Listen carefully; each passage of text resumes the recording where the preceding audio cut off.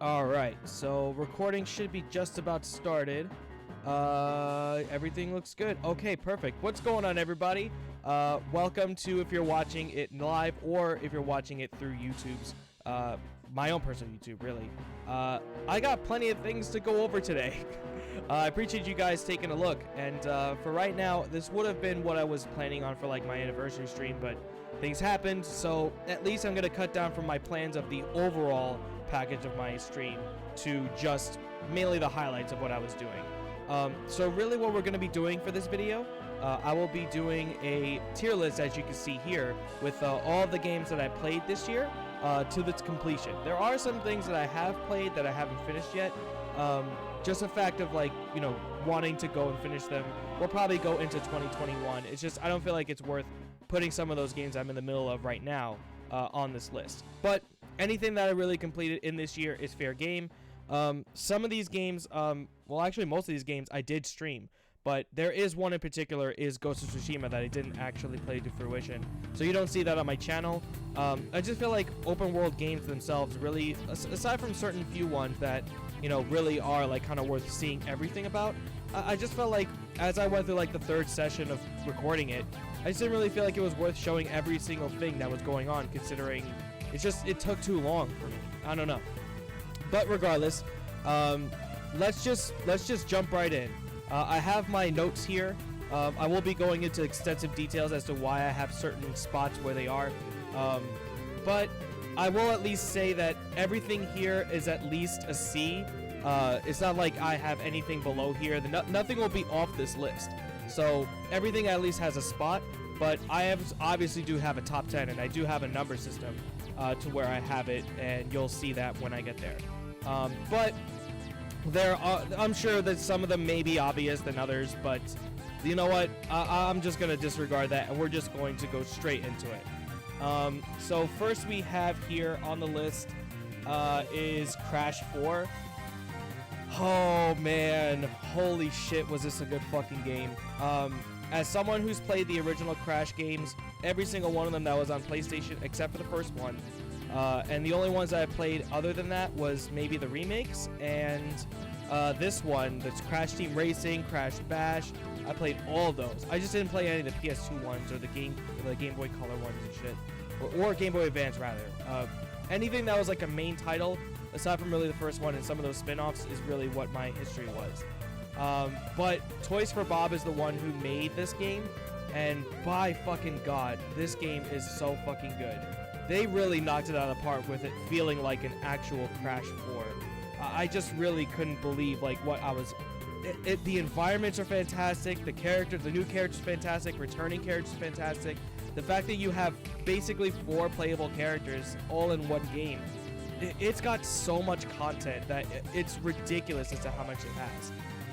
So for that, I'm actually gonna put it right on over here. The very best of solid A's for me. This is basically like straight up a 9. This is so fucking strong. I really am so happy that this game exists, and the fact that it just feels the most fluid out of any Crash game. It just doesn't have the nostalgia factor that I was really anticipating with every single thing, like vehicle sections, maybe seeing every single character from there. But it has the polar bear sections from Crash 2. It has like the runaway sections that you're expecting. It has Crash. It's got fucking Coco and all these costumes and shit. This game was so fucking fundamentally solid. If you haven't played Crash 4, absolutely give it a go if you actually like some platforming things and such. If you haven't played any Crash game, a great place to start is to get the trilogy that's remastered and then go straight into Crash 4. This was absolutely worth, I believe I paid $50 for it, so really weird to say that for a platforming game, but this was absolutely worth the money. It's got the value, and it actually has the replayability on top of that. I love this fucking game. What's going on, Sick? I see you, bro. So next up is Resident Evil 3. Resident Evil 3 Remake specifically. The thing is with this, at the end of the day, this was a game. This was a game that I actually did somewhat enjoy. The problem is, the absolute high that I got from playing Resident Evil 2 is this one is such a letdown in comparison. and I honestly didn't really know what I was expecting coming into this. I saw that it has like a good dodge mechanic and such. You still have 2 technical playable characters, but you really just have like that one core story, and it doesn't have the replayability of like going through Claire A, going through Claire B, Leon A, Leon B, and then doing the harder difficulties. This one's like beat the game one time, and then if you really want to, go through the harder difficulties. But I guess they added more difficulties to incite you to play it more so you can get a feel for it. In my opinion, this really wasn't worth a replay for me. If I wanted to play another Resident Evil game or something like that, I would honestly prefer to play 5 multiple times because of co-op, and I would want to play Resident Evil 2 because that one was just so fucking good. And this year also allowed me to play Resident Evil 1 too, so I would play that on top of that too. I don't have the, I don't really have like the nostalgia factor of playing any of the old games because I never played them up until 5. So I would possibly go back to play Resident Evil 3 on original, but I've seen a playthrough of it, so I don't really feel like that's gonna really add any merit to like my decision here. But unfortunately, it's just not. I kind of wish there was much more, and to that effect, it just gets the C value. Of course, it's beautiful. Nemesis sections are actually the best parts of the game, but honestly, it just really isn't worth it. This was $60 that I paid, and this was at least worth $20, man. It's worth a run for your first time, but as far as it goes, this is like a 7.3. This is just not. This isn't all that great. I just expected more, but either way, it gets a C value. It's fine, but that's all it is. Next up is Owlboy. Now, not many people know Owlboy, and I get it. I'm more into like, I really fucking love indie games, so I'm just gonna like play a lot of indies that really speak to me and really like catch my interest. Owlboy really caught my interest the first time I saw it. This was, I believe, maybe 4 years ago, something like that. This game was in development for like 4 or 5 years, like when it was first like being made. And the pixel art style, the music, the characters, there's just a lot of good shit here. It's a very nice collectathon on top of that too, in case you want to go for like 100%. But the story and the way that you move and interact with everything, the main character you play as, Owlboy, doesn't really have any attacks, but him picking up certain characters and teammates actually have different properties, to where his best friend has like a pea shooter, so he literally just like shoots his way out of anything. Then there's like a pirate dude who has like a fucking bomb and shit. There's another guy who has a flamethrower. So like it has such to where like Owlboy can fly away and do all that stuff to evasive maneuver, but every other character has like another thing you can switch to at any point. So the puzzle solving on top of that too is really good. The environments are fantastic. We'll go into something a little bit later for Owlboy, just so you could see a little bit. Actually, I have 2 things on the list too, but if you haven't played Owlboy, I don't want to go too far into it. If you just like the design or whatever, just do a little bit of research, and if it speaks to you the way how this game spoke to me, definitely give this game a shot. This game was a really a super good blast time. I'm actually gonna put it just above Crash. I'm gonna put it a 9.1. As much as I love Crash, as much as I love what it was, to me, I like something that is completely brand new, and for indie developers to really like knock it out of the park for me on their first go, that really speaks volumes to me, and I really can't wait for what this studio goes in for next.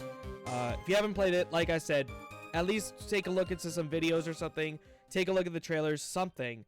This game is not really that long, but for whatever the price is right now, I'm absolutely saying it's 100% worth it. Owlboy was so fucking strong. Next up is the wonderful 101.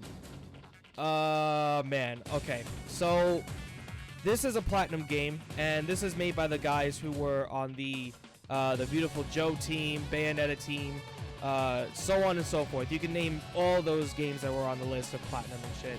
But you could even see, like, just from like the box art, this is so Beautiful Joe inspired. I loved Beautiful Joe growing up, and it really, like, the cutscenes itself and the style was really like just bringing me back to that. So I really love that aesthetic. The problem is, as much as I love the quirkiness about it, as much as I love the dialogue, as much as I love the characters, Wonderful Blue is personally my favorite. Wonder Blue, excuse me. This game really does suffer when it comes to the gameplay. The fact that these guys are so small on the screen, and that everything else in the environment is so huge, and the camera is panned so far back. Like for me, like I can barely see what's going on when I'm focusing on like what my characters are doing. Honestly, it gets a little bit too much when you're literally controlling 101 characters. Not really, but you can see like there's just too much. Like when you, even like just seeing like a small gameplay trailer, like at the first I'm like, what am I looking at? Aside from them doing specific attacks, I didn't even know where the hell like the character I was like picking was. And like a lot of the game's camera angles like really don't help it. They try to like do like certain things to like change the gameplay up a bit, but in general this game was just honestly kind of a letdown, especially when it comes to the gameplay department. Everything else about it is great, but video games really have to have a really good fucking gameplay to it. And there are other fantastic Platinum games, in my opinion, that are much worth your time.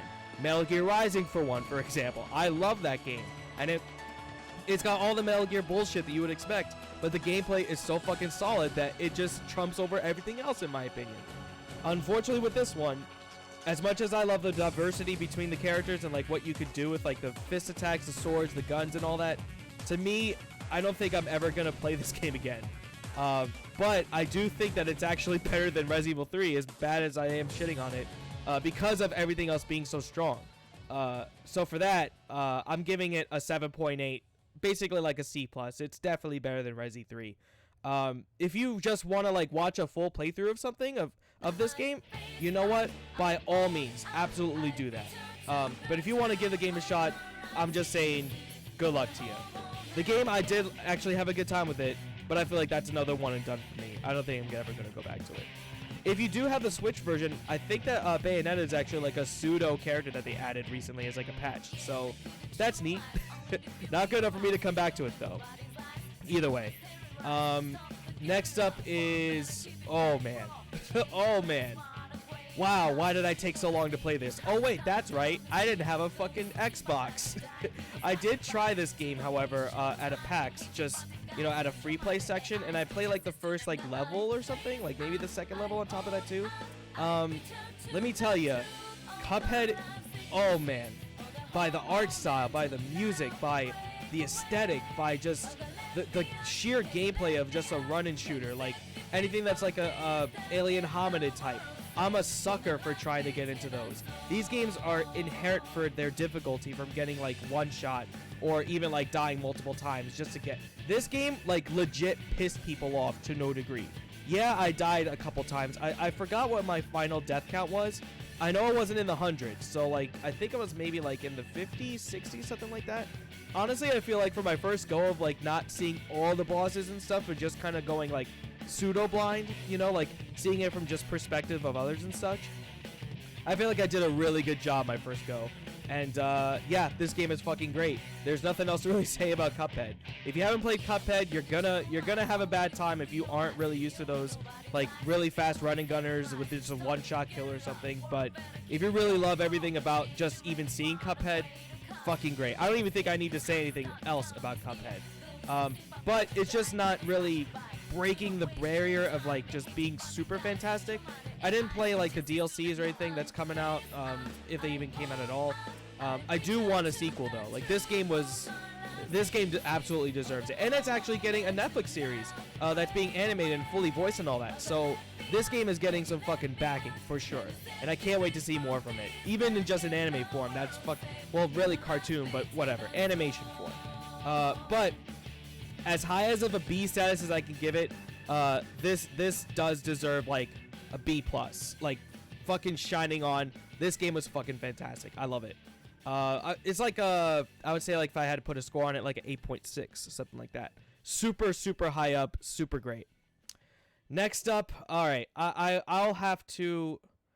I gotta put, just for principle, Bayo first. Not just like in front of like, you know, Bayo 2, whatever. I'm just gonna talk about Bayo 2 last, because it's no point for me to talk about Bayo 2 before talking about Bayo 1. So let me get through Bayo 1 first. I tried this game maybe 3 or 4 times, like just trying to get into it, and there's just some games where I'm just like, I just get to a certain part and then I just stop and I don't go back. Like I just don't come back to the game until way later. Because of streaming, this was one of the games that I just like, you know what? Let me just try and break through the barrier. Let me see what everyone is talking about the Bayo series. And since Bayo 3 is coming out, whenever the hell that's coming out, I felt like it was a perfect time for me to get into it. Bayo 1 is a fucking solid time. I can see why people love it.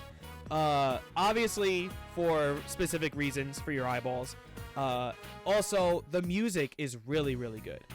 This is again made by Platinum. This was actually the team specifically who were working on the Devil May Cry series.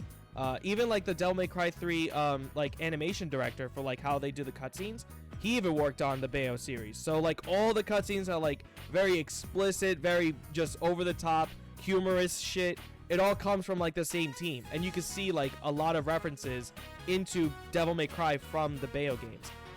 Mainly like, you know, one-liners like "Let's rock, baby" or "Flock off, Featherface," like shit like that. The wit of Dante is certainly here with Bayonetta. I love the characters. I love Ronin. Every single person is fucking great. The only thing that I really have an issue with, well, there's actually like kind of two small things, but they do kind of mean a little bit to me, a little bit more than like some other things. The enemy variety in the game is cool. That the fact that they're angels this time, rather than just fighting demons. I just felt like most of them just kind of like just blended together, even though they were all like completely new designs for me. Like I just felt like I was like fighting the exact same things over and over again, and like they just kind of like felt a little repetitive. The way how you kill most of these things though are unique enough to where like you do like those torture attacks and all those like unique weapons on top of that too. So like it has variety in that regard, but I don't know, there was just something about like the aesthetic of the enemies that just, they weren't really speaking to me, like even when a brand new one was showing up. But the only other thing too, I just didn't feel like it was very like close to the ground. I don't really know how to explain it. I guess you would kind of have to like play it yourself to really feel what I'm talking about. It feels very floaty. It doesn't really feel like it's very like on the beaten path, very stiff. Like I don't really say like that as a like that's a good thing for like games to be, but it just felt like I was just kind of like flying all over the place without me really trying. And when I wanted to do certain things, like she would just kind of like just float off and just go off or whatever, when I'm not really feel like I'm in too much control, when I'm just trying to like evade and stuff. So where like the witch time is like really the biggest thing you gotta focus on to like dodge at the right times. Sometimes it's just like it just didn't feel like I was like really in control. So controls for me just wasn't 100% there. They obviously do fix that when I speak about that a little bit later in Bayo 2, but control was really a big issue for me a little bit, and for the actual designs of the enemies. Story though is really good. Like I said, cutscenes were really good, characters are really good. I'm super on board with the Bayo series now, but I'm gonna have to give at least Bayo 1. It's actually, I feel like, a little bit lower to me than Cuphead. 8.3 is basically what I'm giving it. Solid B though. I'm really glad I played it for sure, and I played the Switch version, which also has like the unique costume design changes, like the Peach costume and the Link costume, where you have like new weapons and shit. I didn't get a chance to do all that, but it does have extra stuff for depending on what edition you have. And the fact that this was like basically bundled in for a Bayo 2 game. First it was obviously on Xbox 360 and PS3. Now it's on PS4. Oh, excuse me. It's on PS4 and Xbox One as like a remaster, but it's also on Switch for free when you buy Bayo 2 on physical. I think that you can get it if like it's like a digital bonus or something, or whatever the case is. But it basically comes for free. Like you gotta buy 2 get 1. So no real reason why nobody should pick it up at this point. If you haven't played Bayo 1, fucking great. Obviously people love it. I just don't love it as much as some other people do. At least the first one. So let's put a bookmark on that, and let's talk about Hat in Time before I talk about Bayo 2. Hat in Time. This was so up my radar when I was, by the way, Logan's trying to, you know, let's try and have some dog mode. I have a new chair. Come on. There you go. I have a new chair, so he's gonna have to like kind of be held for most of this. Hat in Time. I haven't been really I haven't really been captivated by a unique art design in a long time. I was kind of like yearning for something that looks like Wind Waker. I just love like that cartoony-esque style that Wind Waker, I feel like nobody's really replicated, aside from themselves, like doing Spirit Tracks and fucking Phantom Hourglass. but Hat in Time is basically a good mix with the art style of Wind Waker and like a 3D Super Mario game. So like if it's like Super Mario 64, it basically is like that when it comes to the gameplay. I didn't expect it to be a platformer, honestly. I stayed away from a lot of gameplay like stuff. I just looked at just the aesthetic and I was already interested. I finally got a good chance to really like take a look at it. This game was fun. This game was funny. This game was fun. The biggest issue for me is the edition I played it on. I played it on Switch, and I feel like that really is the biggest problem with it, because the frame rates and the load times really take a dip for it. If you play it on PC though, I don't know if it's on any other platform. It might be on PlayStation or Xbox or whatever, but if you play it on Switch, you're just gonna be in for a bad time when it comes to frame rates and load times. I can't really take away from the game too much of that, but it is something to note. But I feel like that's kind of my fault because I just bought it on Switch because that was just the best price I could get for it. If you can play on another system or the PC if it's on there or whatever, try and play it on that so that way you can get a better time. But as far as the game is concerned, like I said, the characters are great, the worlds are neat. I just don't feel like the game is really that juiced up. The vanilla game. The DLC I can't really say because I haven't tried it. But as far as like the actual game itself, there's not enough meat on the bone. I feel like there should be a little bit more. But the unique worlds and stuff and the characters and like the interactions and just how humorous the game is, it does save it quite a bit. But it doesn't really get to the level of, I say, like the status of like Cuphead or Bayonetta, honestly. It is much better than all these other C categories. So with the highest praise before getting it into a B category, I gotta say at least it's definitely on a C level. I do wish that I played the DLC a little bit more. Actually, like try and get a. By the way, you didn't mean to do dog mode on it. He just happened to have dog mode. He was just here, so fair enough how that worked out. But what's going on, Knight? But yeah, Hat in Time, 7.9, just not on the level of like a B thing. By the way, before I get DMCA striked, let's make sure that I skip any Mario and shit. God forbid I do that. Okay, cool. Anyway, that's all that. Oh man. Oh man. You know the problems I was talking about with Bayo 1? Wipe that the fuck away, because Bayo 2 fixes every single thing that I had a problem with in Bayo 1. Control feels like a Devil May Cry game. That is probably the best compliment I can give it, aside from it being really a Bayonetta game, but just so much more polished. It just feels so natural to kill these motherfuckers. Not just the angels, but guess what? They also fixed the designs because they added demons too. And the demon designs, in my personal opinion, are better than any angel design. The normal fuckery of just a fly bat or whatever, it's just more interesting to look at than the ugly looking angel. And I get it. You're supposed to like not think that the angels look all that great. They're supposed to go for an ugly setting, but at least demons are supposed to be menacing, and they are menacing, and they all look great.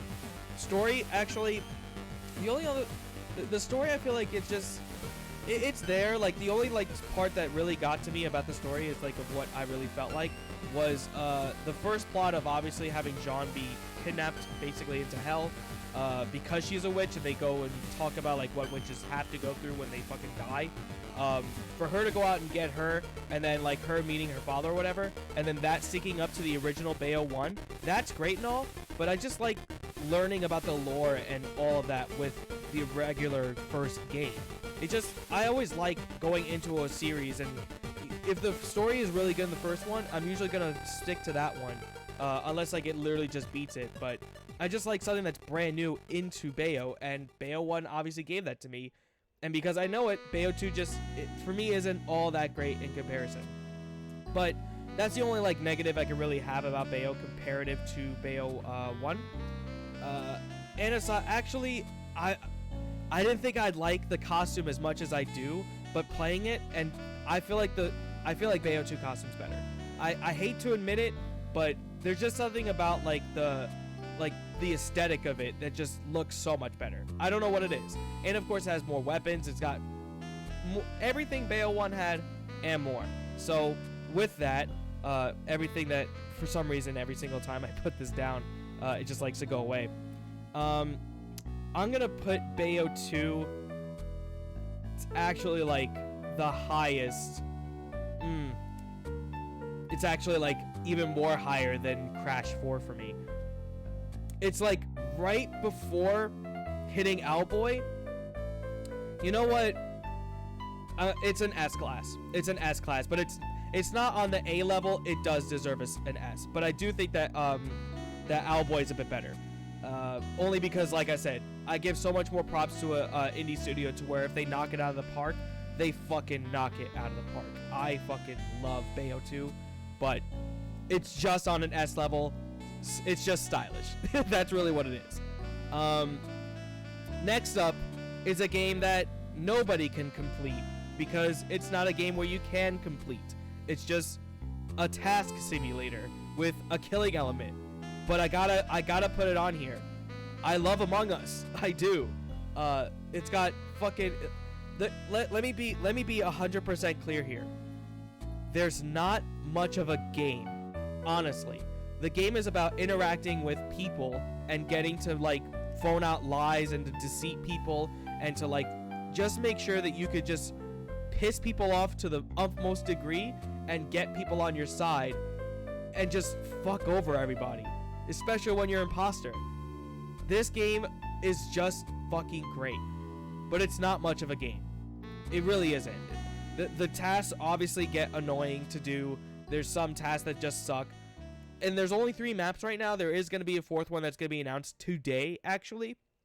But the map that everyone hates is a huge part of the game because it's a third of it. In my opinion, the Y map is just so fucking boring, and it's just annoying to get through, and nobody, to my knowledge, not many people really enjoy that. So that really like cuts it down. The repetitive tasks get cut down. I just hope that the more content that they add for this game, like maybe give them more tasks, maybe give imposters tasks, like spin it up a little bit so that way like it's a little bit more fresh every time you go into it. This game certainly can get stale, but for me, it's not stale enough. I can get through all of like the problems that it has with just not being a real game yet, up until like maybe like something new happens with it, which this new map will. But for that reason, as much as I love the interactivity with it, I do have to put it on here somewhere. You're not a B, but you're probably like the highest C I could give it. I love the game, but it's not really a game. It's so weird to say because it is, but I don't know, man. There's just something about it. There's just something about it that makes me come back, but there's just not much to it yet. And I hope that there gets more to it. We'll see. We'll certainly see. Next up. Ooh. Rip and Tear. Oh my god. Okay. I love the original Doom. I never played all of them. I mainly only played the first one growing up. I didn't play 2, I didn't play 3, I didn't play any of the remakes that they made. I mainly stuck with Doom 1 growing up, and of course I played Doom 2016. So when Doom 2016 came out, I was so fucking enthralled, and I was so in love with just, holy shit, Doom is really back, and this is like the best single player experience shooter game, maybe next to like Halo. Like, and that is straight facts. Like, you can't tell me that Call of Duty is better than Doom, because no game, as far as when it comes to single player interactivity, is as extensive as Doom running around, Doom getting power-ups, Doom finding secrets. These experience games right now, the new ones, are the pinnacle of first-person shooter storytelling. And the fact that Doom 1 was a good storyteller, but really umped it and just gave it more story juice, oh, there was so much to it. I do have to say, though,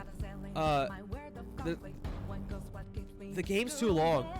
Like, I love the way that you have to basically use all of your weapons for different weaknesses and all that. They did away with the pistol. They got brand new weapons, and they have new enemy weaknesses that you can focus on to make like enemy encounters and mob bosses essentially much more beneficial for you, because you can look out for certain things that you could just try and take out instantly with new weapons and new techniques and stuff.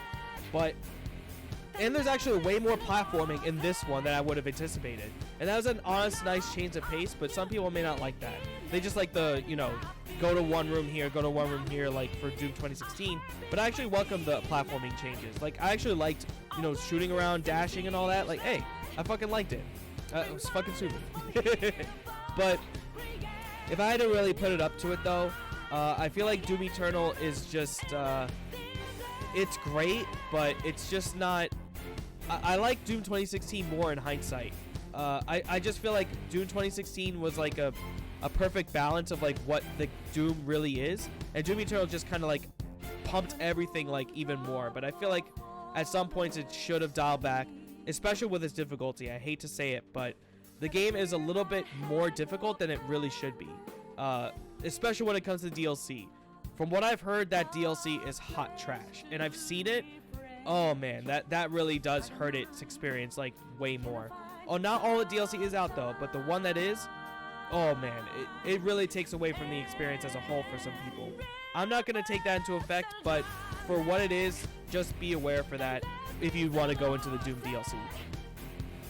But I do still love this game. The soundtrack is, of course, perfect. Doom is so good, but it's just not quite an S. This is the best. This is A++. Right, like just shy of S. I feel like Doom 2016 is an S. This is just for me, just a little bit under. It does like do things immensely better, and I do like the different changes, but just some of it just doesn't really click when it all comes together for me. Like not 100% that I wanted. It's a great, fucking great game. Great game, Jesus. Play both Dooms. Play both Dooms. For the love of God. If you haven't already, the best storytelling when it comes to first-person shooters next to Halo. And you'll still have a good time ripping and tearing because that's just what Doom is. Oh man. I can't wait to get some hate for this one. Alright. First and foremost, I still haven't played original FF7. With that being said, the gameplay is fun. Should I say anything else? Alright. The story is so fucking confusing. It's not really a remake, it's a retelling of the story. It was a remake up until about maybe the 90% mark, and then shit happens to where the story just kind of like does a redo. And like, nope, if what you thought happens from here on out, it's not actually going to be like that.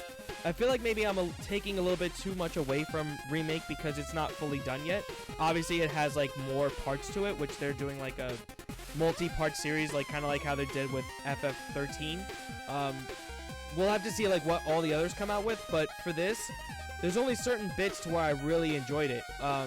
Certain story bits too, of course, like with the cross-dressing scene. I fucking love that.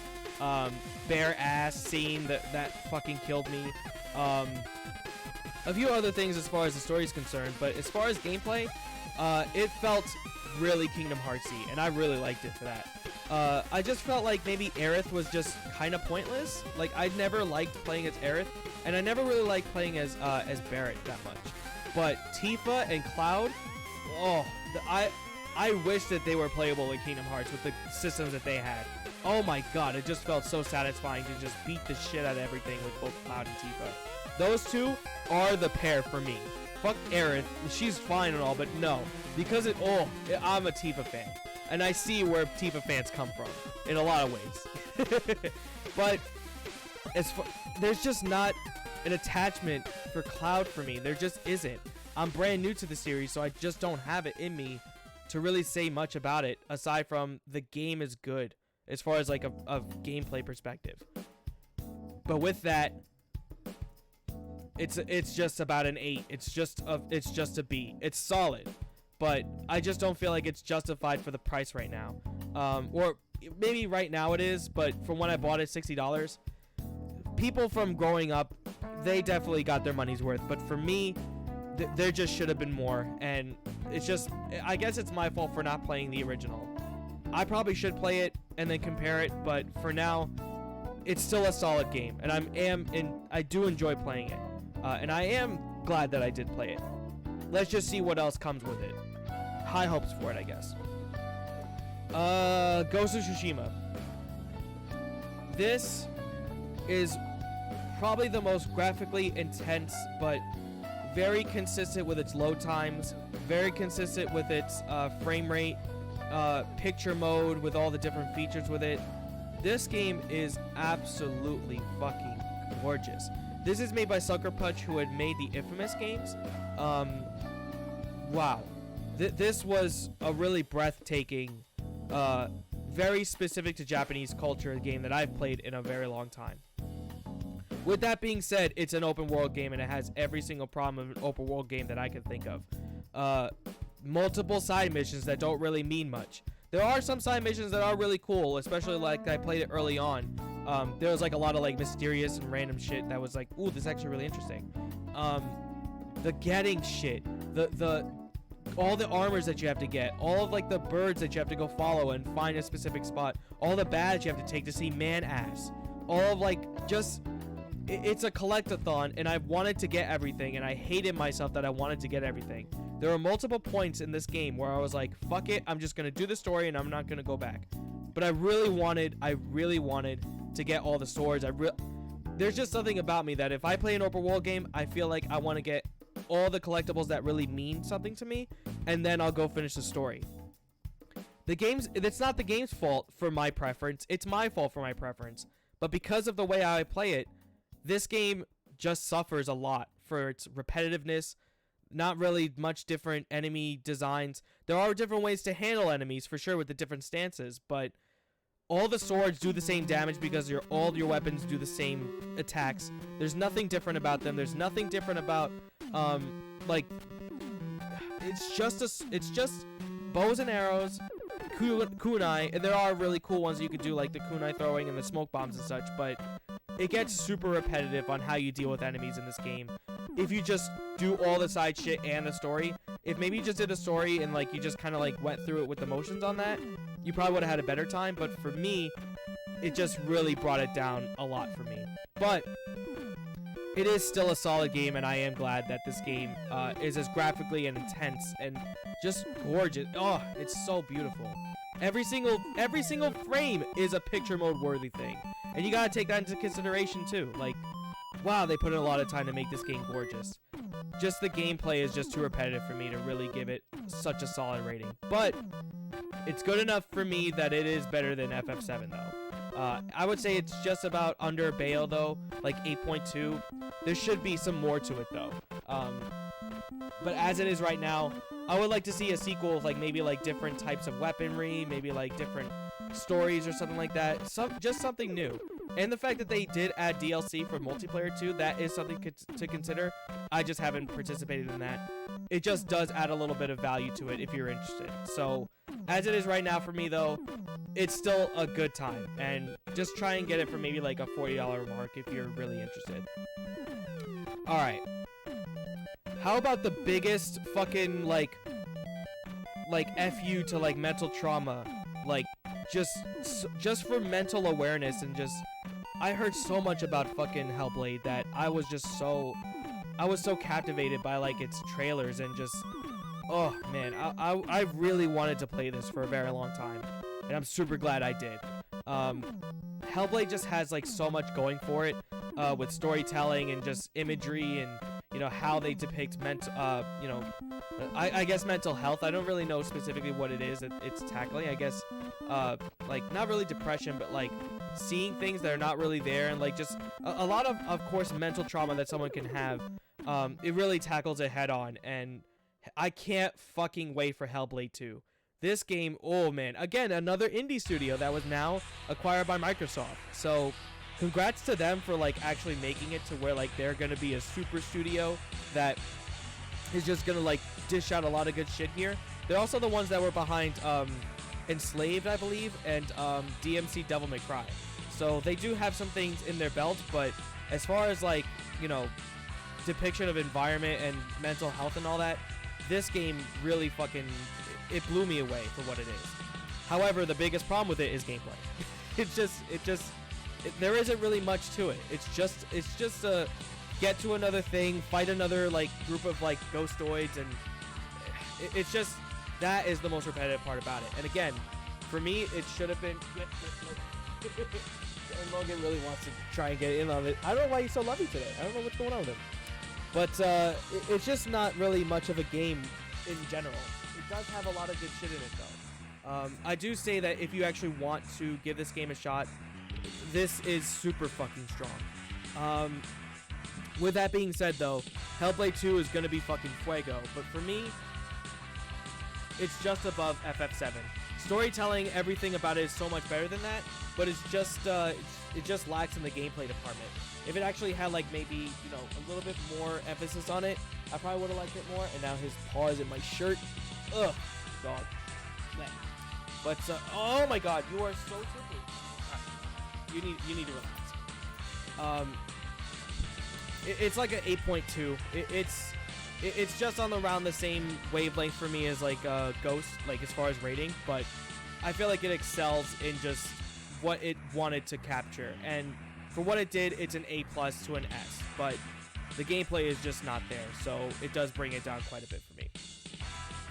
Alright, are you ready to fucking be a president of the United States and just say Richard and oh my god, this game is fucking meme worthy as fuck.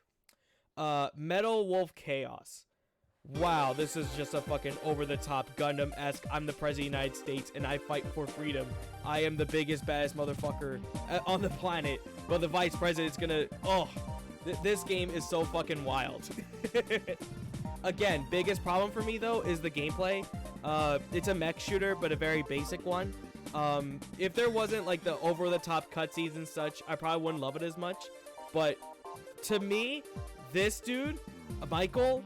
like the president is literally Captain America. For me, this is what Captain America should be. Not this punk ass with a fucking shield or whatever. This literal president of the United States goes in a mech suit himself and defends America from the vice president. What else could you really say about that?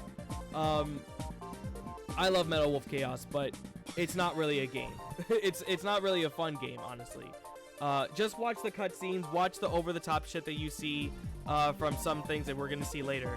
But as far as like a video gamey, you know, pow shoot, I'm sure that there are plenty other ones that are much better than that.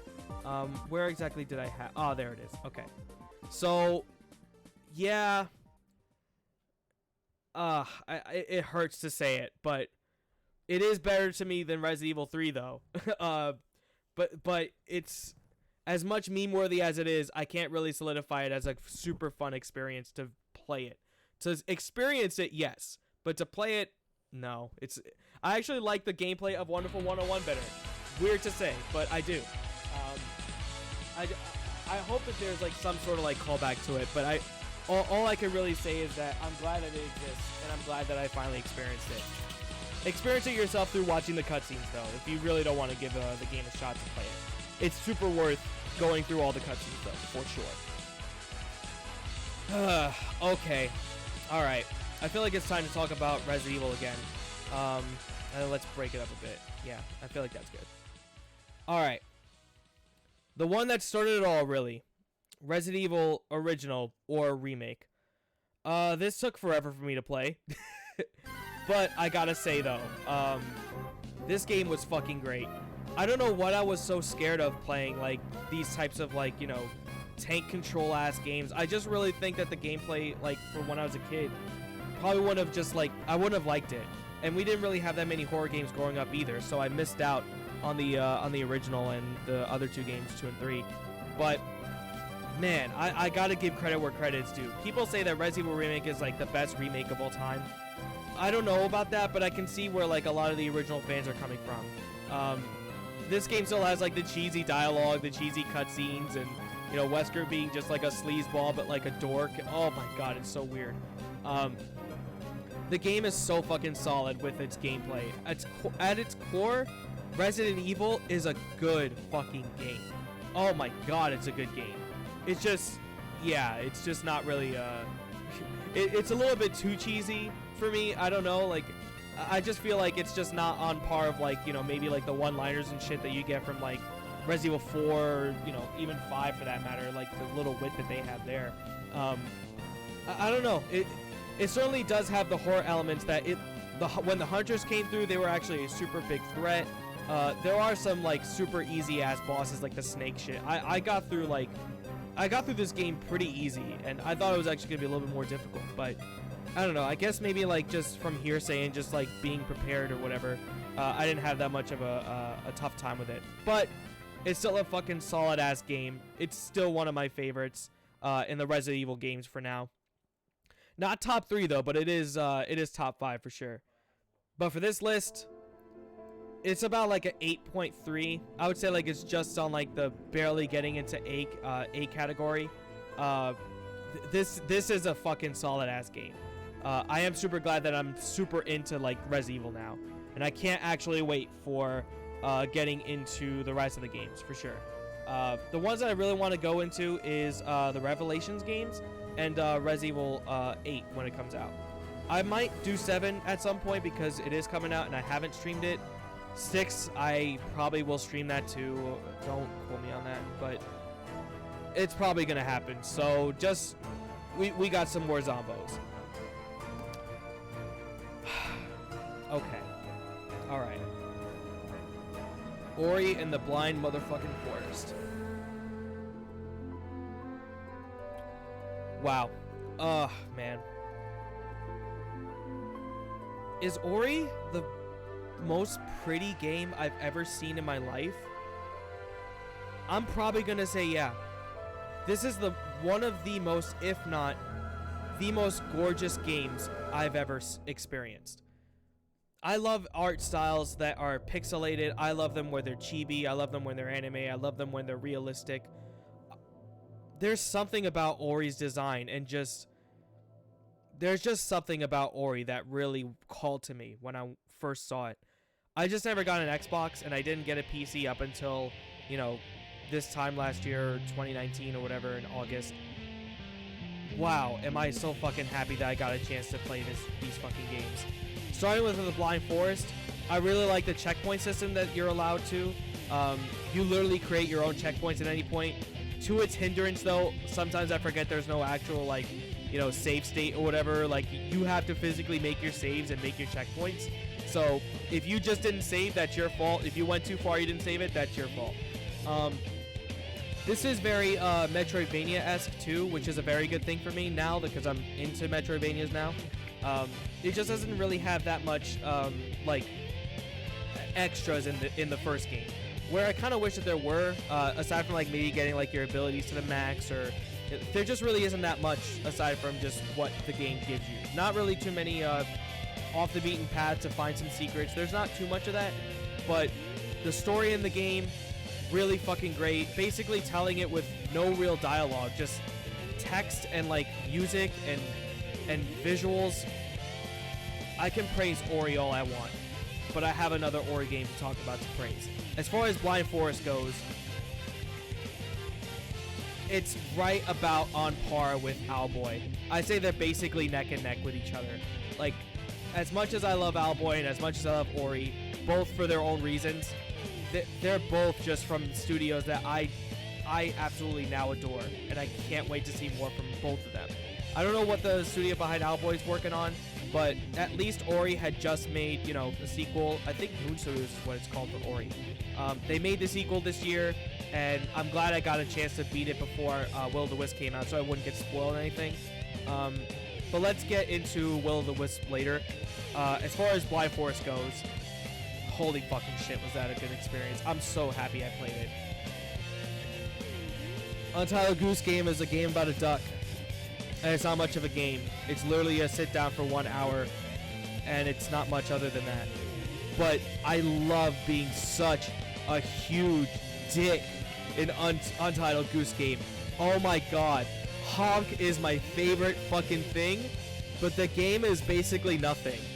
It did add a multiplayer aspect to it though, recently. I believe for the Switch version or the PC, something like that. Either way, it's a great time to go through for your first time just to be a total dickhead to people. Oh my god, it's so good. It fits the aesthetic of real geese. Fuck geese. But I felt more geese than anything in this one, so that does get some points. I hate to admit it, but that isn't much in the grand scheme of things. It's on the, at least for my games completed list, It's my least favorite. I still love it though for all the honking and for all the dickery. There's not much to say. Play it yourself though. This is the play it yourself, but just be warned, it's not all that. But it's fucking great. It's so weird to explain. I know, and I'm sorry, but okay. You notice how there's still a triple S class system here. Yeah, these two are going right the fuck up there. Ori and the Will of the Wisps. Wow. What can I say about it without really spoiling anything? I'll tell you one thing. If I thought Ori and the Blind Forest looked so fucking beautiful, this game looks, sounds, plays, and the experience of Ori and the Will of the Wisp is beautiful. Wow. Just, it may be in my top 10 of all time. It may be. I have to really think about it. But holy fucking shit. Ori and the Will of the Wisp specifically. And that ending. I'm not gonna lie, I legit fucking cried. Like, it's not that it takes a lot. Like, let me put it this way. If your story is written well and you get those gut punches, yeah, this gut punch was a fucking knee to the gut and kicking you while you're down. I'm glad that the camera was on. I didn't burst into tears, but I was really fucking close. This game is fucking beautiful. Triple S. Fucking hell. I love Ori and the Will of the Wisps. I love it. 9.7. The only thing that it would really need is a sequel. There's just, it's not perfect, obviously. I love the new gameplay elements with, like, you know, in the first game it was just like have the little pea shooter just shoot things. Now you get swords, you get fucking, you know, the balls you can hit back and forth, which was present in the first one. But it's just, it has so much more to it. For love of God, Ori and the Will of the Wisps. I wish I could talk forever about it, but I have something else to talk about. And finally, on the list, Persona 5 Royal. Now, you could say I'm cheating. You could say Persona 5 is not really, or Persona 5 Royal specifically, is not a brand new game. You could say that it's just literally a game with an attachment on it. You could say that. You could also be very wrong. I really do think that Persona 5 Royal is just like how Persona 4 Golden is to Persona 4. Persona 5 Royal is the pinnacle experience of Persona 5. Do not play Persona 5. Play Persona 5 Royal. Oh my god, what is there to say? The new characters, Kasumi, aka Sumari, I can't really remember. Sumari. Those two, aka 2-1. She's so fucking strong. The Dr. Maruki. How the fuck did they make such a captivating just two characters? How could they just bring two new characters into a story and dramatically change the entire experience? I legitimately love Persona 5, but I didn't think it was like as good as as some people say it is. I grew up with, you know, I played Persona 4 first. I love Persona 4. It's still my favorite Persona game. It is. But Persona 5 Royal is just the extra shit that they added makes this game like completely night and day when it comes to 5 original. Original 5, I would probably give it like maybe like a solid 9.1, 9.2. Persona 5 Royal, again, if you gotta play this game for yourself, you must. If you're into like just any JRPG at all, or just if you've seen what any little bit of style that the game has. Other games literally rip off of this UI style and just its overall style of just game in general now. This is a turn-based RPG that everyone should be playing if you like JRPGs. You just got to play this. And yes, it is better than Ori and the Will of the Wisps. It does hurt me a little bit to say that, but I must not lie. Persona 5 Royal is my fucking favorite game this year. Oh my god, there was just so much, in which we'll get to a little bit of it.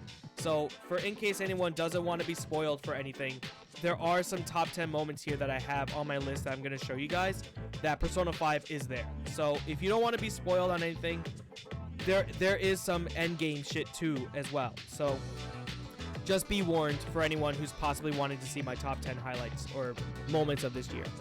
But there it is.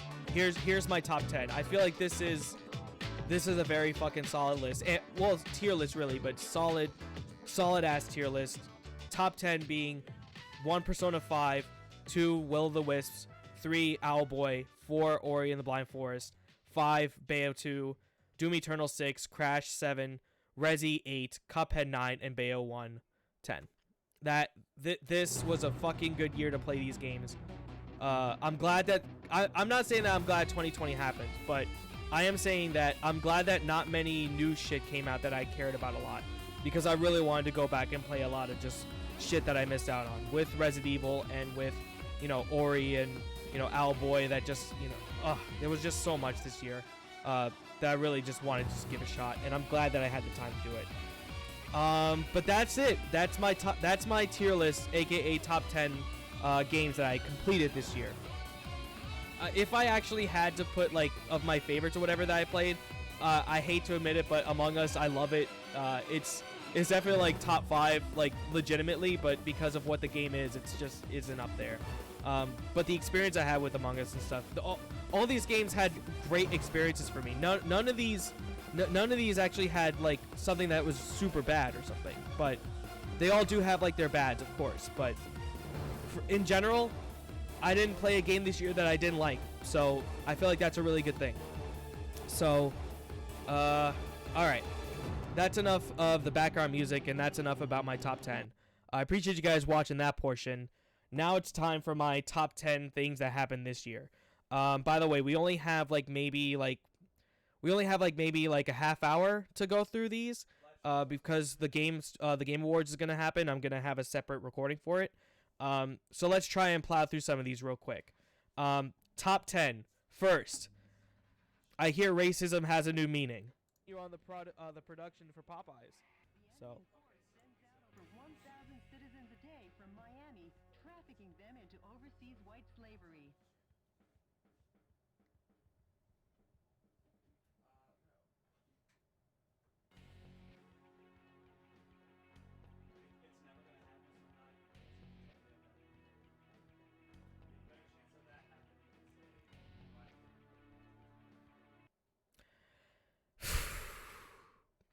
Overseas white slavery. I fucking couldn't believe what the fuck I just heard. Florida getting overseas white slavery is something I never thought I'd hear. But that took me so much of a what the fuck moment. Oh man, that's just a little sneak peek of what Metal Wolf Chaos is kind of about. It's just so fucking random. You can't hear it? Let me put up the desktop audio a little bit more. If I have to put it up more or whatever, just let me know. But really, like, just for this one, all it is just, you just need to see what she says. The Enemy Force sends out over 1,000 cities a day from Miami, trafficking them into overseas white slavery. That's just, that was fucking something. Oh, man. That was, man. That's number 10. Number 9 is my highlight for Among Us. My big ass brain plays to make sure that make sure that me and Valet actually get a fucking solid win. This is in my highlights. So if you want to see the entire thing, absolutely go ahead and find out. So let's just go ahead and just kind of skip to parts to where, like, I actually make things happen. So yeah, it's weird how, like, the volume's not really there.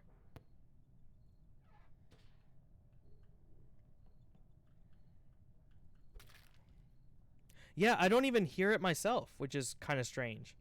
Look at that fucking. I don't know why that is. Like, the volume's on. Let me just see if there's something that I can do real quick. Yeah, it's not like the sound is off. It's just, yeah, it's just like I can barely hear it. Maybe it's just my volume on my end. Because I know for sure that there is. Body where also we can't tell who fucking. Can you guys hear it? 2 people are fucking gone already. Yeah. I came from cafeteria and I just went to med. I see that the desktop audio is It going was up. right in front of med bay. Okay, I gotcha. Here's the issue. Your 1v6 imposter better be there. Alright. How about you hold your I was horses? taking care of How about you hold your horses? reactor task where you have to line up. So I kill the one on the But then right, I and then saw comms them get at called to have everyone go down, and I go to left to medbay to call out the other body. So we skip on here. So now it's a matter of just like making sure that I look, not suspicious. Okay, so at this point, yeah, me and Val go into electrical, and Red goes in there. Comms get called again. He's calling comms a lot, so he goes back in there. I kill him. Get the hell up out of here. And then I think someone finds it. I think Obama finds it. Yeah. Audio on clips is just low. I went to storage area. I went to Here, I'm admin. gonna put I this did is all the desktop tasks at admin max when the volume, comms were down, so hopefully this and helps. then I got locked in. Okay. Actually, we fixed comms. So Obama says that he got locked in there, and I said that actually during this Where were play- you locked out of? You said admin. Yeah, I was locked in admin. Oh, you know, were inside. Okay. Yeah, to the hallway between the cafeteria and the storage. So I was I'm just locked saying, in. like, you could have got blocked in, and then someone could have blocked me in on the other side, and then try to get me. I don't know who it was, but Yeah. We don't have a lot. basically I said that that someone was in there with me. As soon as I saw like and, movement, like it all I did was reported, saw and I like know the foot, someone and was by the there, time I just got don't called, know I who it didn't was. It was see too like who it fast. was. So If I knew, I I would wanted have to said it throw already. shade at least on someone who was like not there, but I didn't want to say specifically who it Who do we was. think we should? So next round, reactor gets called immediately, just to make sure that people get separated. It's me, Val, and Obama. So we head on over, we fix that. Santana goes up, sees that it's completed, so he just kind of like fucks off. Guess what? Electrical, back at it. Guess what? Rip. By the way, his mic wasn't muted, so people could hear that he literally just died. So that's unfortunate. And Floor actually sees me and Val coming from medbay. I guess maybe not knowing that we were in medbay because we vented.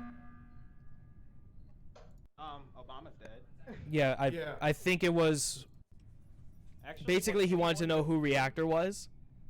I wasn't. So because I said at the I earlier followed times, Pink from me and Val were all because together. when we we're did both the alive, reactor, that could only put he was running the towards other the two- button, so I don't. well, at least Floor or whatever. Wait. Everyone else who was sticking together probably like sus a bit. So he says that he's gonna throw to shoot somebody, and it has to be someone from the groups that were together because everyone that was Okay. in groups is still alive. So he wanted to throw. All right, because at I least just saw one of them you out. run towards the button, so I started following you.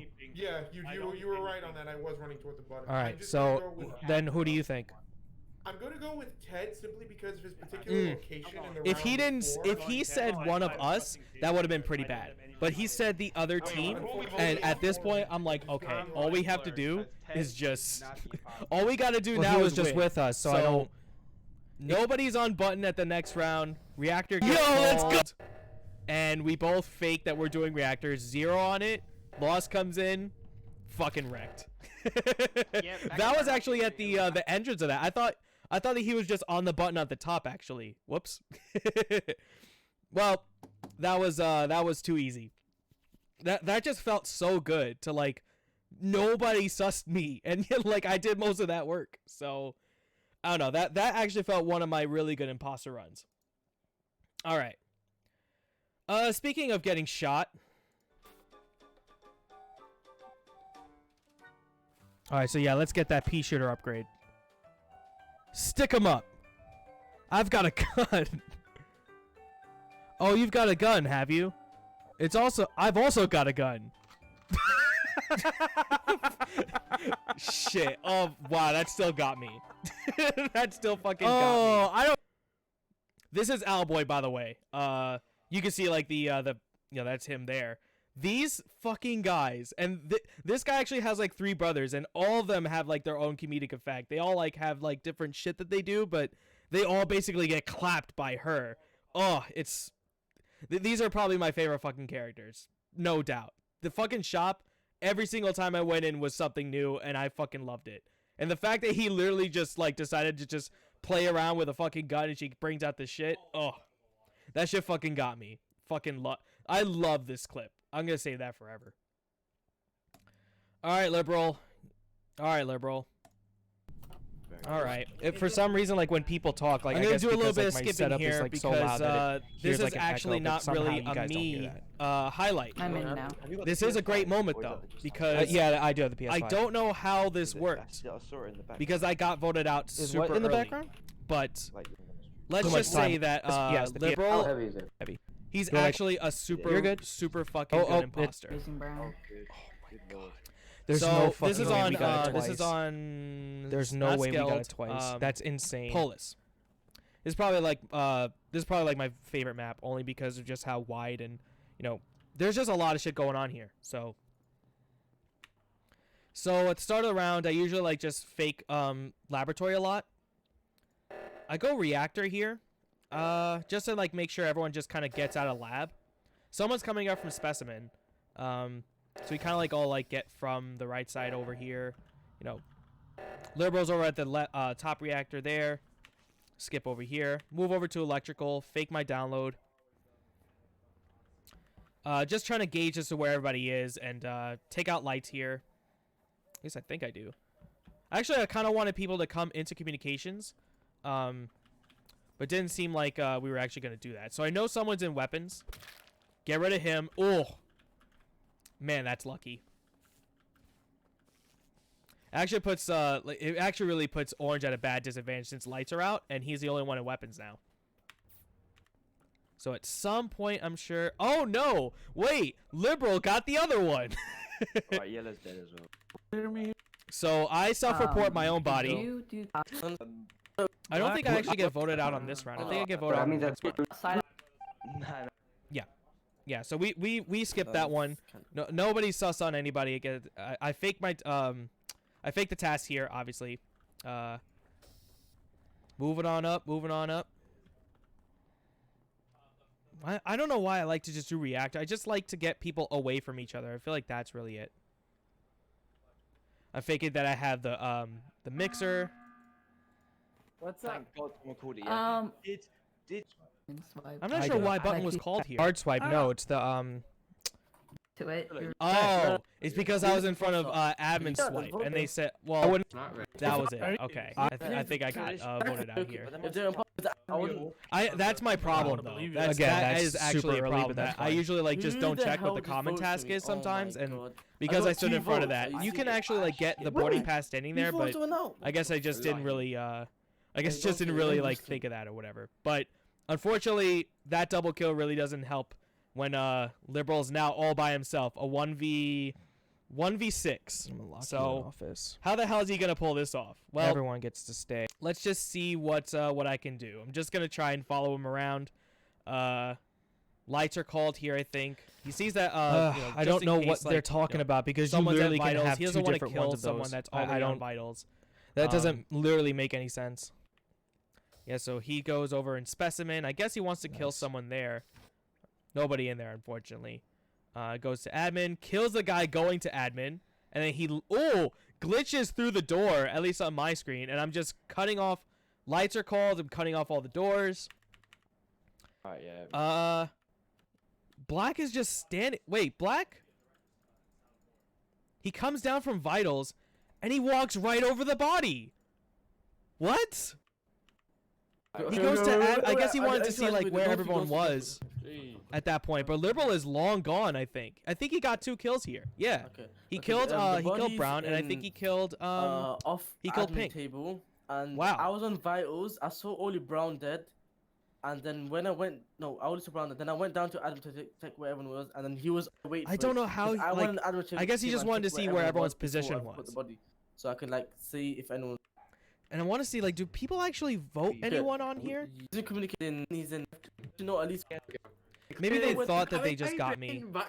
No, they got rid of White. Okay. So that takes a little bit off of Liberal here. So that's good for him. Now it's literally just like a kill someone and then you could blame it on somebody. So that round was super clutch. If he only got that 1 kill, it would have been super hard. But because Black didn't vote for it right away, and it doesn't ping him so close. I feel like that really helped him out for sure. Where is Liberal? Yeah. So now I'm just gonna follow him. Just make sure. Okay, he calls lights. Close. Just make sure all the shit's closed. Yeah, he's still stuck in communications. White's on button. Oh no, actually White is dead. Green's on vitals. Liberal actually comes down, hops back over here, and I guess is going to fake going to like lights or something. I guess he's just looking around to see where everybody is. Yeah, lights are going out for a really, really long time. To me, that means that he killed somebody and, you know, wanted to make sure that it's away from lights. Try to skip a little more. Yeah, I don't know where or who he killed. It must have been.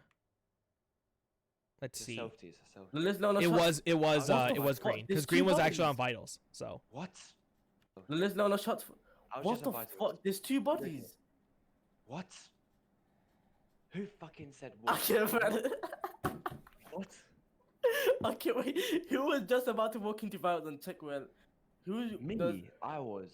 No, you wasn't. I saw you on the left side. How were you watching? No, I was on the right side. I was just on the right side. Okay, and Black and Red play at each other. I'm in Specimen. Not Specimen, but like the area above. I don't play this map, but it's like Specimen. I don't play this map, Liberal says. Except that every time we fucking play, it's like on Polis. So like, that's a thing. It's not.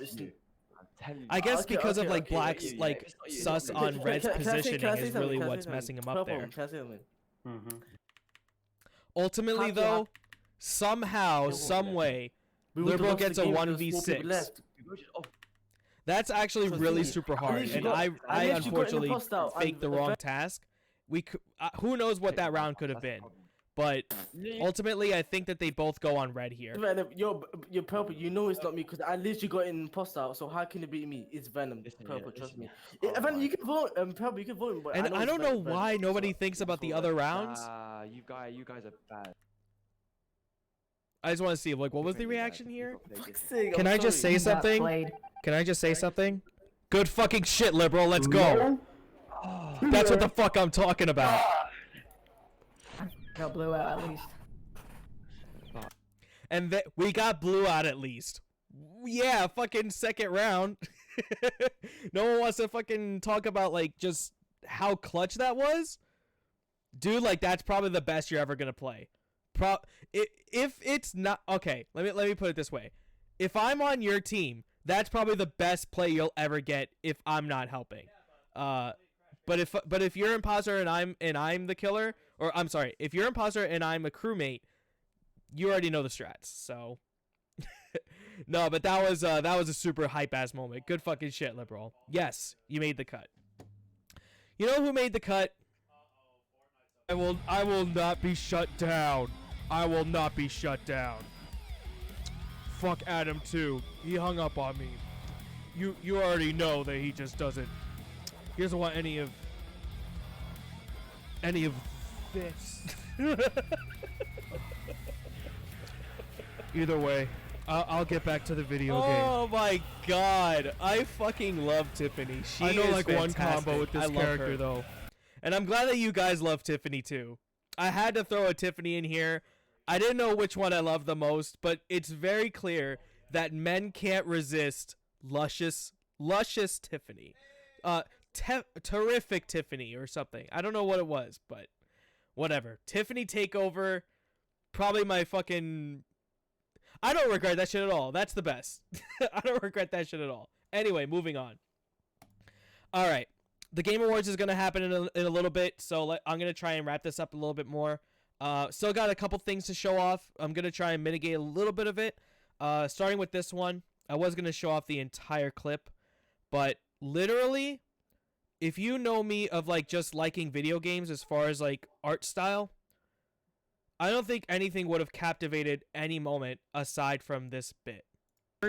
Well, take a good look. Otis, no! The time has come at last. You will get to watch. Behold the destruction of Advent.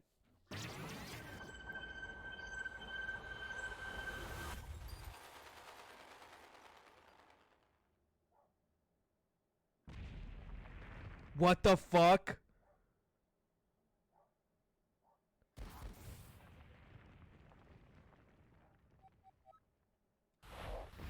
Oh my god!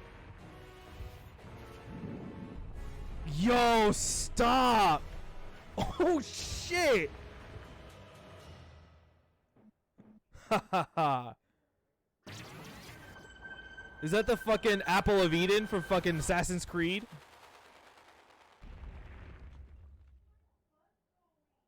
Oh shit.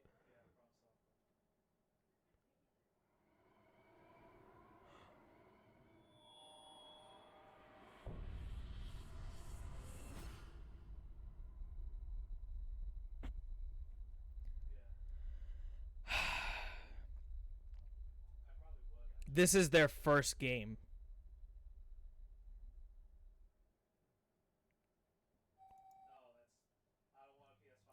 That is their first game.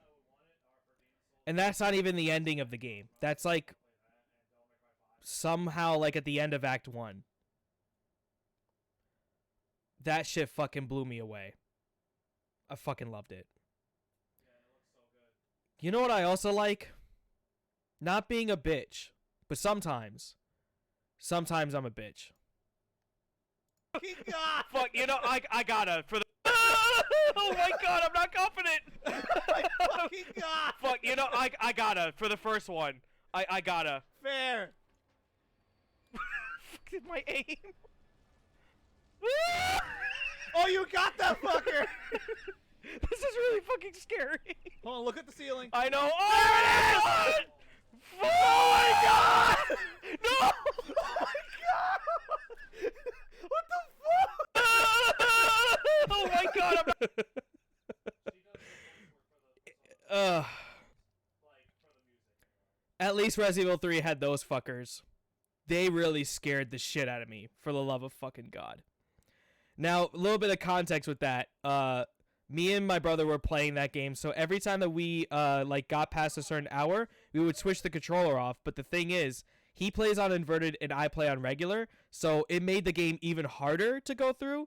So even in that section, I wasn't confident in shooting those guys because literally like my up is down and down is up, and it fucked me over. So I was so scared. I was so fucking, I was scared as fuck.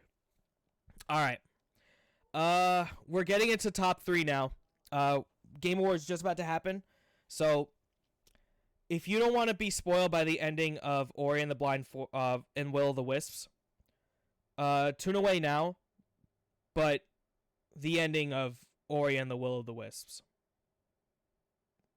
Let's start here, actually, because we don't really have that much time, so I'm going to skip a little bit. This is the final boss.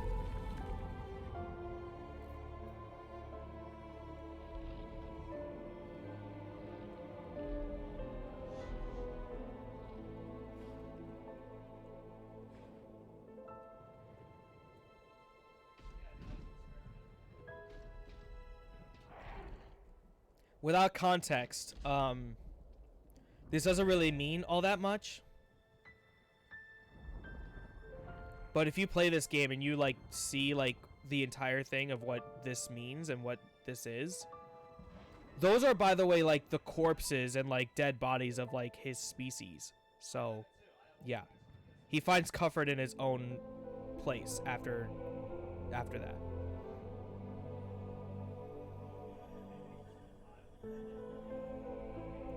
Skip a little bit here. Yeah, what's up, Mel? Yeah, you're a little bit late, but that's okay. We're at the top 3 moments right now, and I just did the top 10 in my tier list for the games that I played. By the way, this is basically the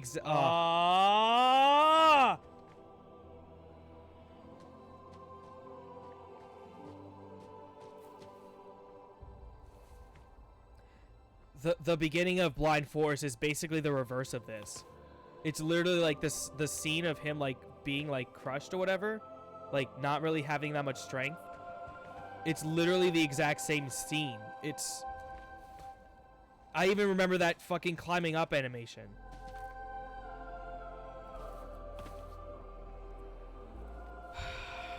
son of a fucking bitch.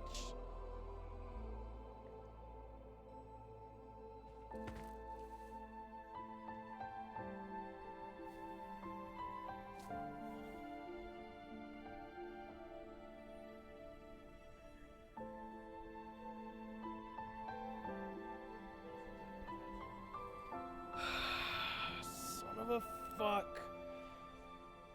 Dude, I'm actually thinking of... I'm actually feeling it again. I'm legit feeling like I'm gonna cry again. Fuck, man.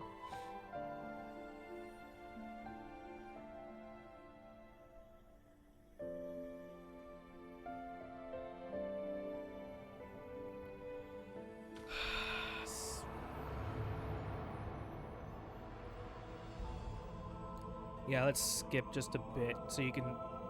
So, the one on the poster gets revived.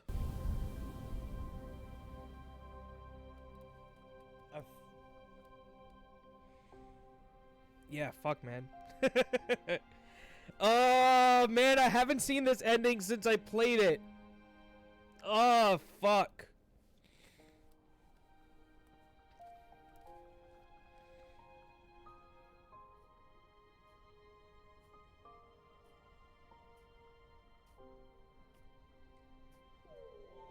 This is a great fucking moment, though.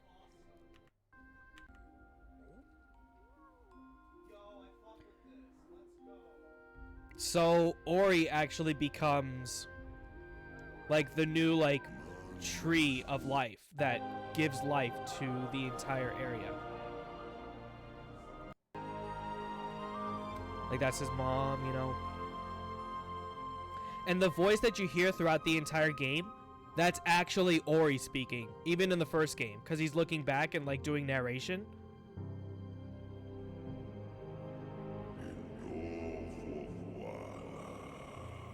And there's the title drop. Ugh. Fuck. Fuck, I didn't think I was gonna cry there. Fuck. Both in the past and the present. God, I haven't seen this ending since. Oh my god, I love this game. Fuck. Alright. Enough of that. Play Ori, for the love of God. I don't think that he's played Blind Forest, but I don't think he's finished Will of the Wisps, so he needs to get on that. So anyway, Game Awards is happening in the next few minutes. I'm gonna try and plow through these last bits. That was number 3. Number 2. One small thing can mean so much to someone else, especially when it comes from a hero.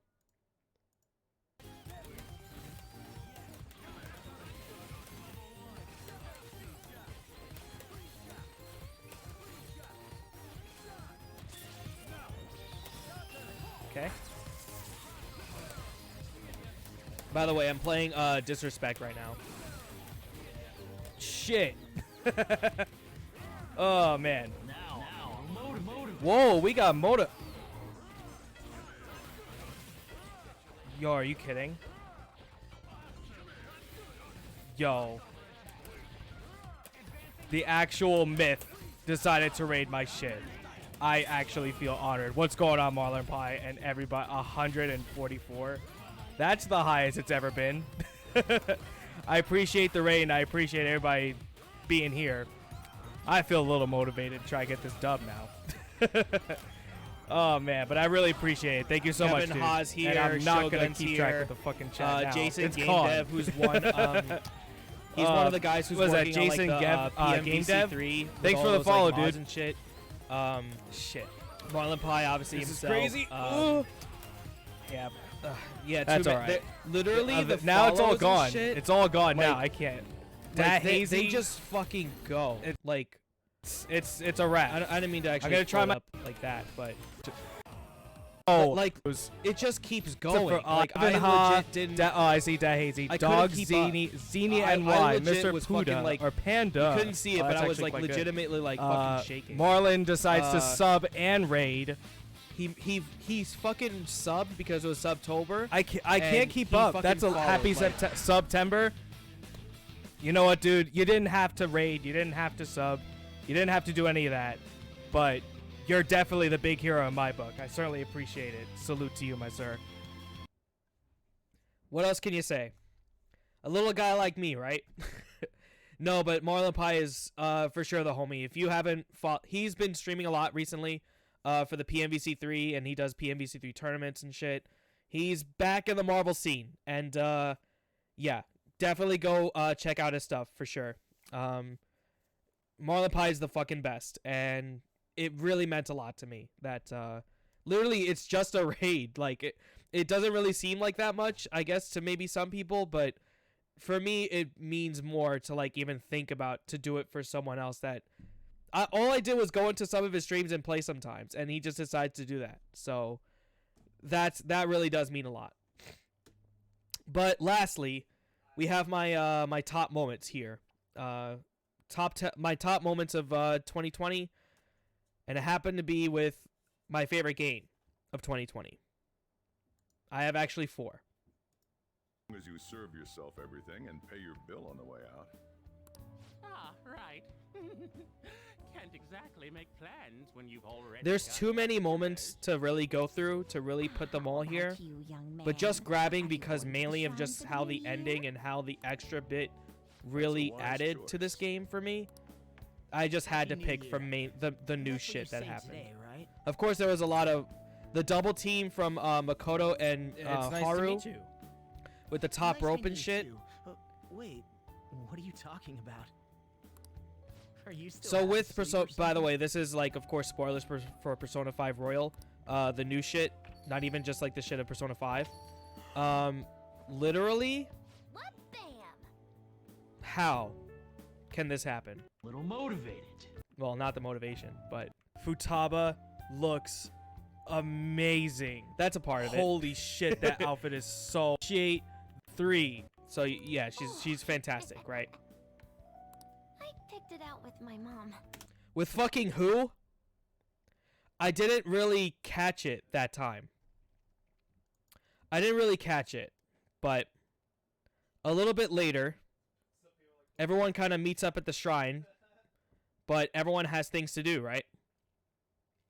As long as this loads, and we can get through this. Don't worry, the other ones I'm not going to really be too fast or too slow about. Let's see exactly what I was looking for. Yeah, that's the thing sometimes with like the YouTube videos. Like it just doesn't really seem to like load it up the best way. Don't grab something to eat together. Yeah, here we go. Please stop talking about food. I'm sorry, I'll be heading out with my family once we're finished here. Right? She has her sister, so that's her family. To be as well. Me too. I'll be dining with my father somewhere. Again, I didn't I'm gonna hit catch some it. New Year's sales with my mom. What? Wait. What? Well, looks like you're all busy. And maybe I should hit up the track team and see what they're up to. Nigga, what? Basically, they're dead. So how the fuck could they be around, right? Not gonna spoil it in case you want to play it, but go check it out. That's one part. And how about Fine, Akechi. How about this?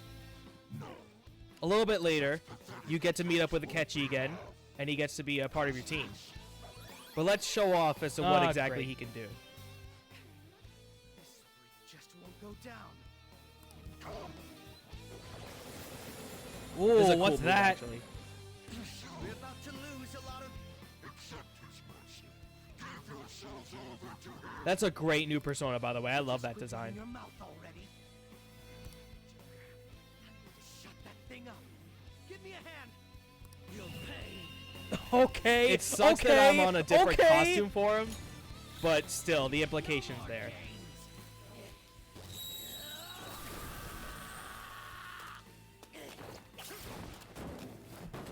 Oh my goodness!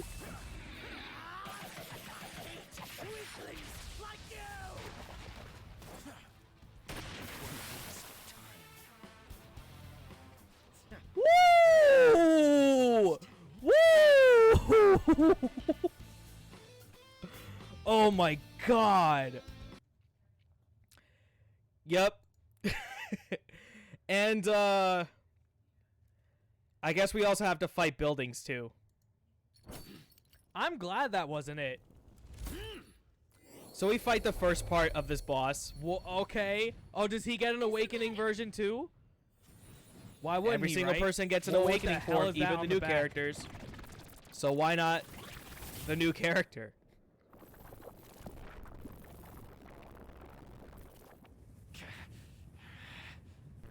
By the way, this is only form 2. This fight What has 3 the forms. hell? So actually 4. Matter of fact, I lied. I totally just lied to you. There's 4 parts to this final boss. Oh man. What is this Devil May Cry shit? No, you can't be serious. Loki, he's done it. So yeah, that happens, but how exactly do we defeat it, right? It's a fucking building. So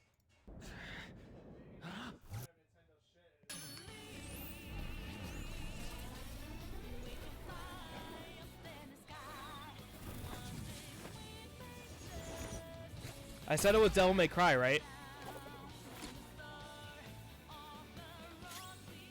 Oh my god! Checkmate. Close enough. Stop!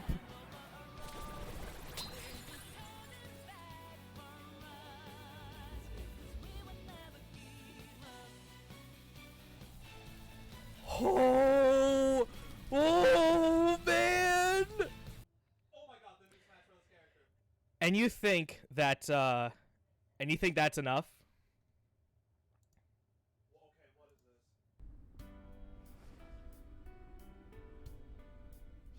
By the way, I hear that my brother's talking about the Smash character, so it seems like the Game Awards is already going on right now. So we're gonna be missing a little bit. So we're gonna have to keep the recording up just a little bit later, unfortunately. I have lost. So basically, yeah, he's like, I'm not done yet. I got one more shot left in me. You lose your mask. Like again. Why? Don't say it. Don't say it. I'm trying him. Look at the UI at the bottom. He doesn't have. Okay, Oh yeah, I gotta yeah, take yeah. this off Look, now. look. He doesn't actually We're have the done with mask. I this. forgot about that. Don't say it. You basically go into a fucking fist fight. Oh man, I did not expect this shit.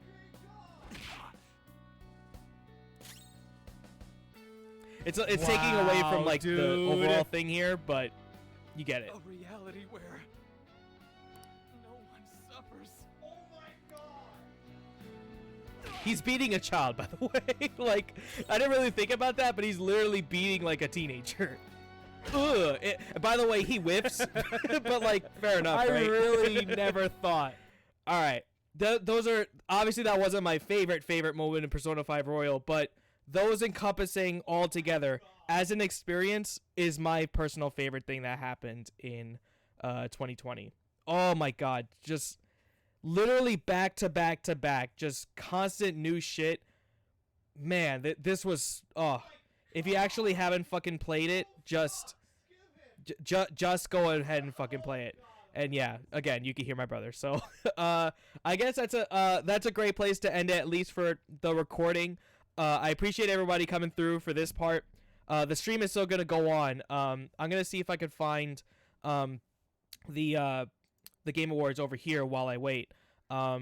So in the meantime, I'm gonna end the recording here, and I'll see you guys for the second recording for the Game Awards.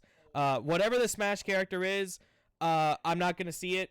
I'm gonna see it later. We'll watch that at the end. But everything else from here on out will be live for the Game Awards. So the recording's gonna stop here. But anyone who's watching live, you don't have to do anything. So that was my top 10 moments of the year, and of course my favorite games of this year as well. I really appreciate you guys coming through for that. So stay tuned. The Game Awards is happening too. I will make the change on Twitch, but I really appreciate you guys coming out. Sorry I didn't actually have like a full-on retro for like an anniversary stream, but hopefully this actually like kind of helps out a bit. But either way, thank you guys so much for watching, and I'll see you guys on the next recording. But for everyone live, see you in just a second. See you a bit.